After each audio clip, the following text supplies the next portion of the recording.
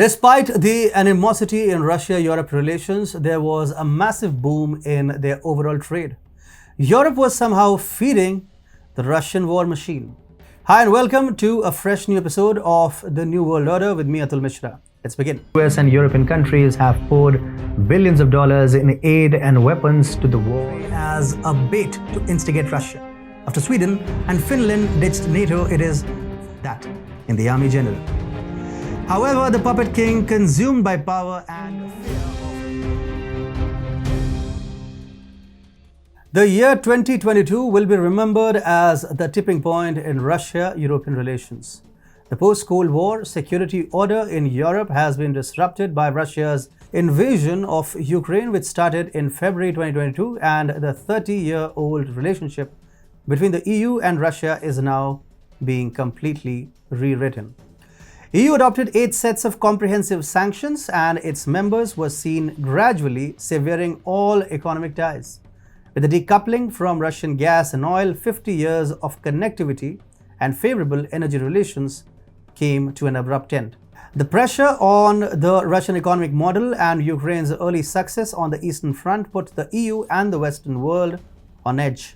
Germany, Russia's top EU trading partner, saw a 34% decrease in exports to Russia in the first half of 2022 compared to the same period in 2021 as a result of the sanctions. Thus, in terms of the countries to which German exports went during that time, Russia dropped from the 14th to the 25th spot. However, the European Union's heyday was only fleeting. As time went on, various European nations' businesses began to collapse.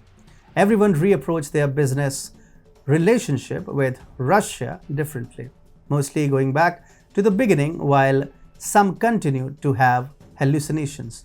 Overall, there was a massive increase in EU's trade with Russia in 2022. Russian exports to the EU increased by 68%, according to data released by Eurostat. According to Eurostat, the EU's own monitoring agency, bilateral trade volumes between Russia and the member states of the EU actually increased between January and July 2022, despite sanctions. For the time period, trade turnover totaled 171.4 billion euros.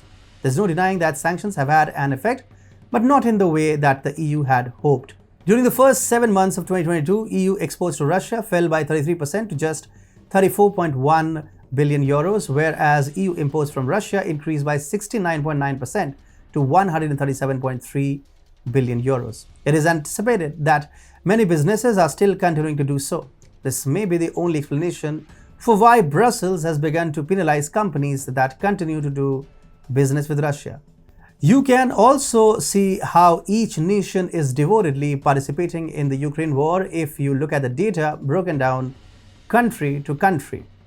Starting with the big guns of the EU, Germany saw a 33% increase in its trade with Russia. 20.7 billion euros worth of trade took place between the two countries, while Italy's trade with Russia increased by 100% and reached a total of 9.6 billion euros. France saw an 84% increase with an amount of 9.5 billion euros. Spain also saw an increase of 51%, with trade totaling at around 4.7 billion euros. In contrast, the countries that openly support Russia are breaking all rules. Hungary's trade with Russia increased by a staggering 132%, reaching 5.4 billion euros. In a similar vein, Slovakia's trade with Russia increased by 71%. While countries like Sweden and Finland persisted in their efforts to block trade because they want to join NATO, Finland's trade with Russia fell by 7%, while Sweden's fell by 60%. Slovenia was the one to persevere in the face of all odds. Slovenia's trade with Russia increased by a mind-blowing 346%. This data is enough to state how every nation has expanded its trade relations with Russia. While this data focuses on direct trade, there are speculations that Europeans are also considering options through third parties to boost trade with Russia. How? Via neighboring countries. Just a few weeks ago, Financial Times reported big increases in trade with countries in Russia's neighborhood. This raised questions as to whether sanctioned products were entering the country via backdoor. The sales to Armenia and Kyrgyzstan from Europe and the US have increased by more than 80%. According to the statistics, Armenia and Kyrgyzstan's exports to Russia have also more than doubled during the same time frame, indicating a potential shift in trade towards new routes. Moreover, Kazakhstan was primarily responsible for the rise in exports of goods from the EU to Central Asia, including automobiles, electronics, farm equipment, and pumps. Kazakhstan imported 1 million euros worth of washing machines. They must wash a lot of clothes there from the EU in December 2022, 4 times the amount it did in the December before the invasion. This is raising more suspicions. However, Kazakhstan is denying the speculations. A government spokesperson said, "We have not seen any evidence that specific companies in Kazakhstan are being used to evade Western sanctions, but will continue to monitor this and will act swiftly and firmly if we establish any wrongdoing." In addition, China has also stepped in to fill the void left by Western exports, including shipping increasing quantities of semiconductors to the country, according to Silverado Policy Accelerator. So right now it appears that there is a difference in words and deeds of European officials. On one hand, EU promises Zelensky to further weaken Russia's war machine.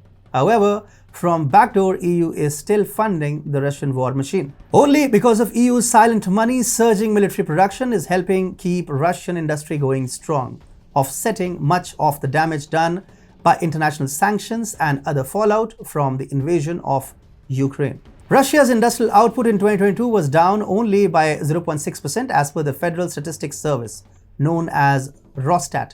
This is almost a negligible effect.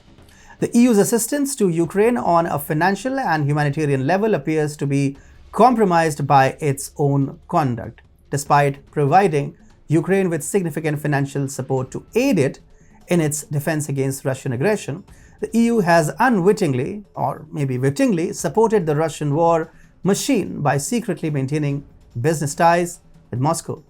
This situation calls into question the efficacy of EU policies and their glaring hypocrisy, and the requirement for increased accountability and transparency in the use of EU funds. It also highlights the complexity of the geopolitical situation in Ukraine and the challenges faced by those seeking to support its independence and sovereignty. Russia is something the EU can avoid, but not for very long.